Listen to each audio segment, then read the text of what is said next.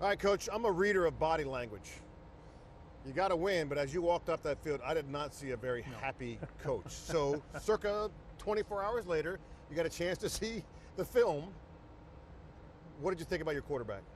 He played a lot better than I thought. Okay. You go back and you look at certain things, and you're not as good as you think, you're not as bad. But there were a couple things that he most certainly has got to clean up. His decision making, I think he's got to understand that sometimes I can hang a little longer, and other times I got to get rid of it now. I mean, again, he'll get that. This is his second start. You know, he had a very good start a year ago. This year was okay.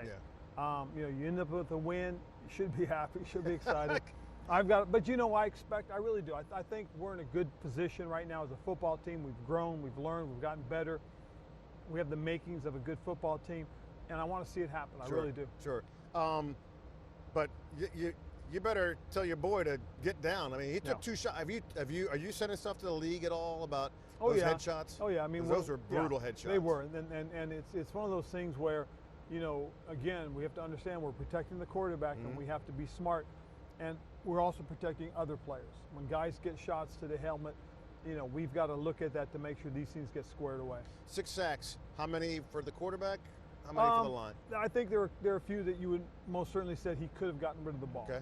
He most certainly could have gotten rid of the ball.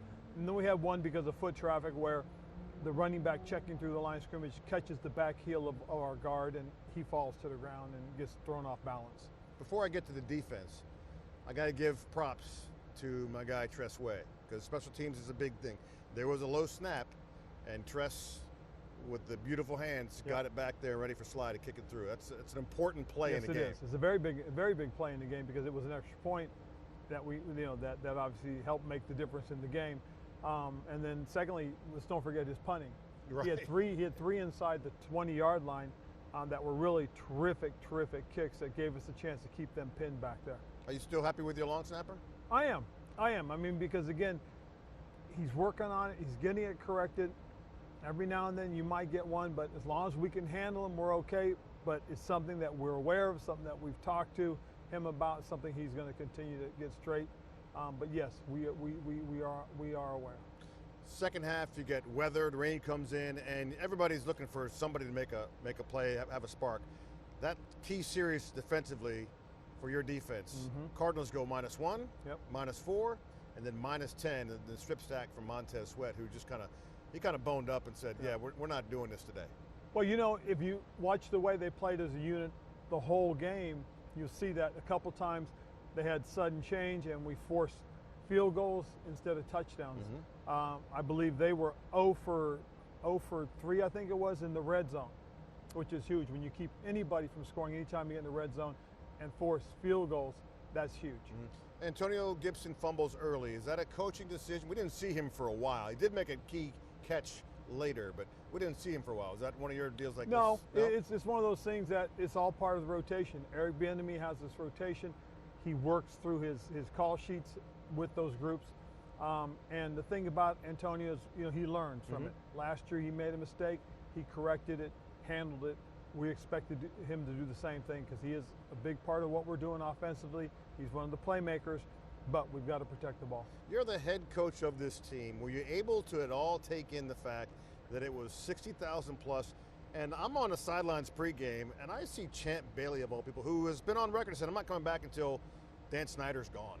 So you got Champ Bailey back. You had Clinton Portis, Sonny Jurgensen in the booth. Riggo with his, did you see Riggo what he did? Pulled the jacket out with the old logo? I mean, are you able to take that in at all? I did. It's because, again, I've told people this before, I grew up a Redskins fan. And to know that Riggo was there, and that's the first time I learned that Sonny was there too. So, seeing Sonny or knowing Sonny was there, that's really cool. Yeah, Mitch Rales, one of the owners, said, I'm going to bring, Sonny's been, his health isn't the best. He brought up him, Billy Kilmer, and Jim Hart, the old Cardinals quarterback as well. So they all got a chance to watch from the suite, to watch your team, get it done, and get it done with some grit at the end. And that's the key. This was a grit win. It really was. And I think a lot of it has to do with the way the guys have practiced this training camp. It was a tough camp. We worked through a lot of things. I think we grew. I think this is, like I said, I just feel this is a different group of guys, and I really am expecting and hoping the best for our guys. Right. And Denver trip? You have to change anything because you go out west. You played in the league. When you have to travel, does anything change? No, it can't. What has to be is it has to be business as usual. We're going to continue to work, practice, prepare, and do the things that you need to do. Take care of the little things so they don't become a distraction. Take care of your own business. Take care of you. Hydrate and eat properly and get your rest, and then prepare. We'll see you on Sunday. All right.